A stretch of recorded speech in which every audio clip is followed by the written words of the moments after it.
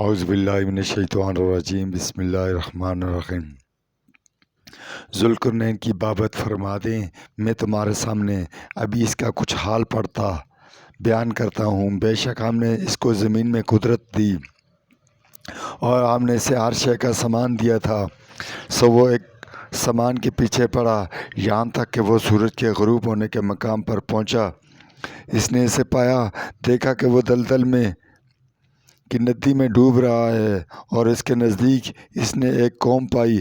ہم نے کہا، اے ذوالقرنین، تجھے اختیار ہے، چاہے تو سزا دے، چاہے تو ان سے کوئی بھلائی اختیار کرے۔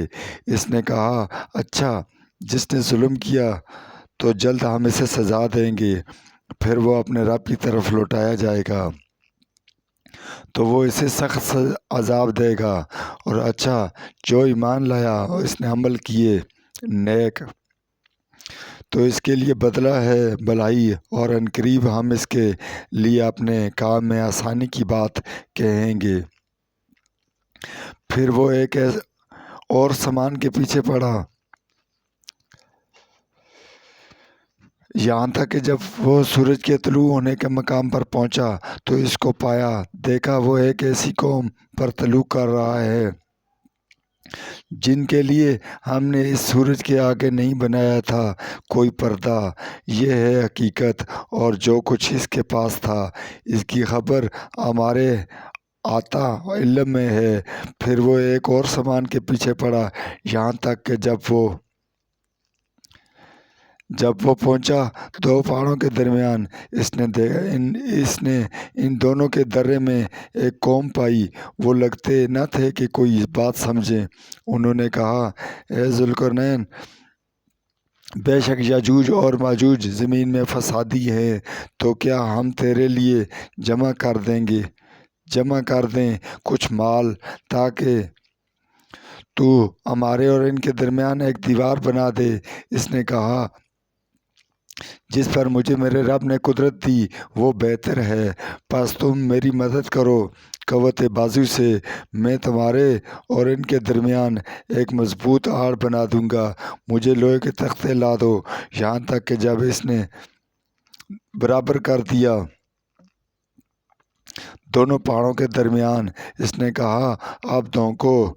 یہاں تک کہ جب دھونک کر اسے آگ کر دیا، اس نے کہا، میرے پاس لاؤ، میں اس پر پگھلا ہوا تانبا ڈالوں، پھر وہ یاجوج اور ماجوج نہ اس پر چڑھ سکیں گے اور نہ اس میں نقب لگا سکیں گے۔ اس نے کہا، یہ میرے رب کی طرف سے رحمت ہے، پس جب میرے رب کا وعدہ مقرر وقت آئے گا وہ اس کو ہموار کر دے گا، اور میرے رب کا وعدہ سچا ہے۔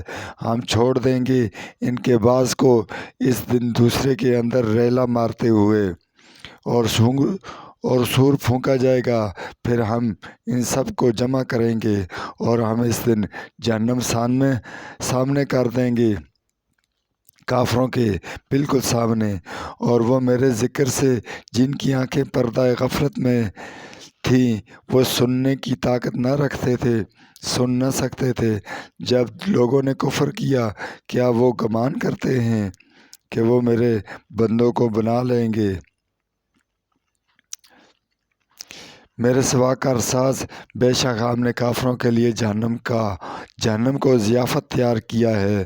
فرما دیں، کیا ہم تمہارے بتلائے اعمال کے لحاظ سے بدترین گھاٹے میں ہیں؟ کون ہیں وہ لوگ جن کی کوشش دنیا کی زندگی میں برباد ہوگی اور وہ خیال کرتے ہیں کہ وہ اچھے کام کر رہے ہیں؟ یہی لوگ ہیں جنہوں نے اپنے رب کی آیتوں کا، اس کی ملاقات کا انکار کیا، پس اکارت گے ان کے عمل، پس قیامت کے دن ان کے لیے کوئی وزن قائم نہ کریں گے، دونوں کے عمل بے وزن ہوں گے۔ یہ ان کا بدلہ ہے جہنم، اس لیے کہ انہوں نے کفر کیا اور میری آیتوں کو اور میرے رسولوں کو ہنسی مذاق ٹھہرایا۔